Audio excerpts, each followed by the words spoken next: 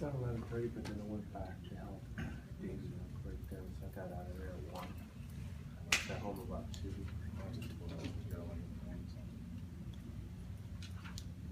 So it was kind of cleared us at 11. And yeah, stayed. I left at 1. 2 of the other stations were still, like, maybe had 20 people left, just that, 15, and they're still doing service. Good Lord. This is good, let it go. Yeah. I think it was 46 and 11. We're still trying to. Yeah, they sent the talent away. I think we had this. I think they cleared them at 12:30. Yeah.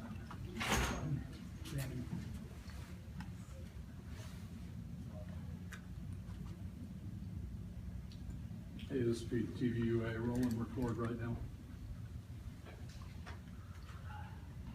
Gotta do it another time, see you.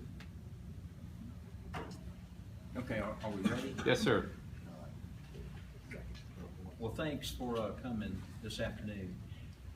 We think that we have some important information to give to not only you, the news, but also the community.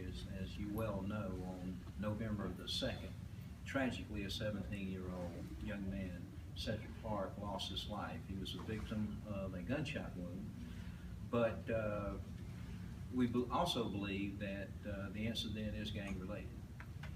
My staff has worked diligently to address and to investigate the situation. And it appears that we have got warrants on an individual today that was responsible for the death of Cedric Clark. That individual being a 16-year-old named Stanley Dixon.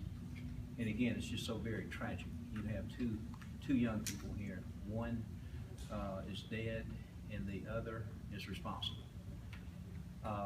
With that being said, our CID commander, Major Kevin Roberts, will now come to the podium and he will address the situation further and answer any questions that you may have. Thank you.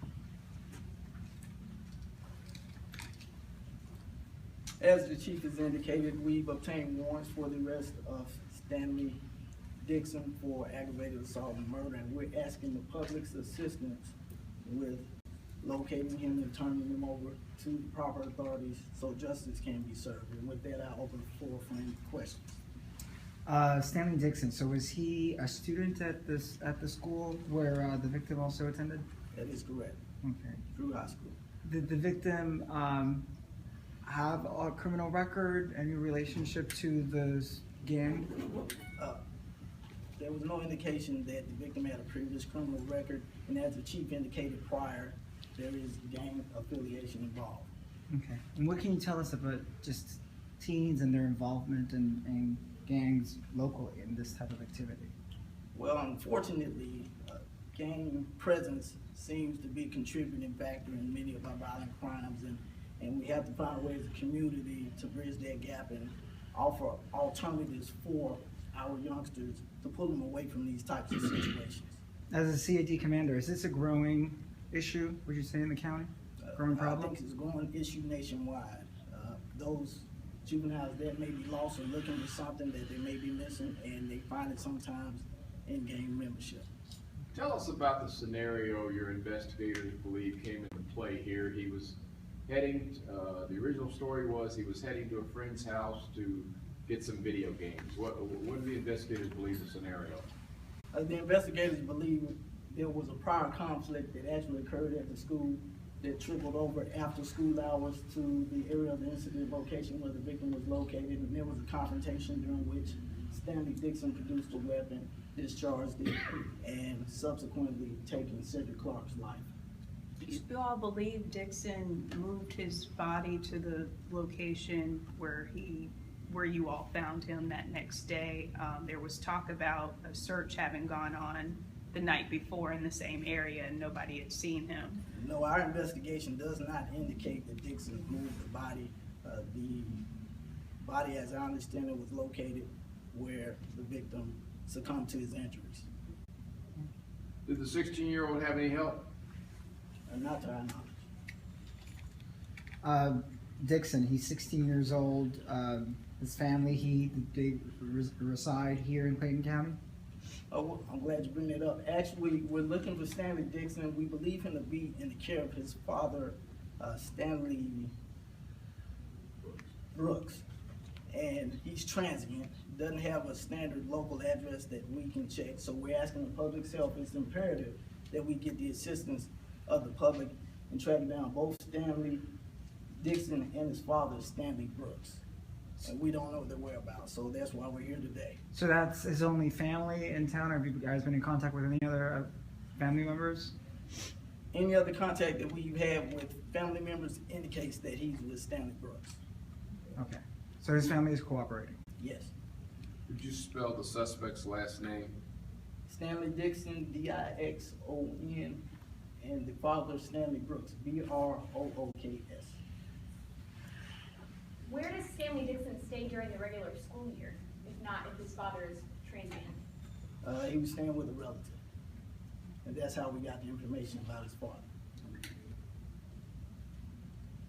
During an assembly last week in the schools, the police chief there had indicated that he didn't believe the victim was involved in gang activity, like he could have been innocent in this scenario, not affiliated. Can you detail any of that, or? I can't detail it, but I can say all parties involved seem to have some type of gang affiliation.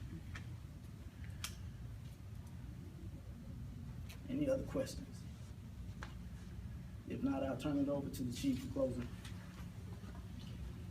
Well, I'd be remiss if I didn't thank the Clayton County Sheriff's Department in Victor Hill for assisting in the case. They were instrumental in some of the breaks that came in this case. You know, like I said before, it's very tragic when you have two young people. For all intents and purposes, you have two that have died. One by a gunshot and one by the deeds that he did. Because certainly there's going to be some repercussions. And we have got to find ways as a country and as a community to stop this gang violence and to come together as a community, law enforcement, the community, to try to see what we can do as a community to keep kids from joining gangs or get kids out of gangs. Stanley Dixon, as the Major said, is we don't know his whereabouts. We do know that he is with his father.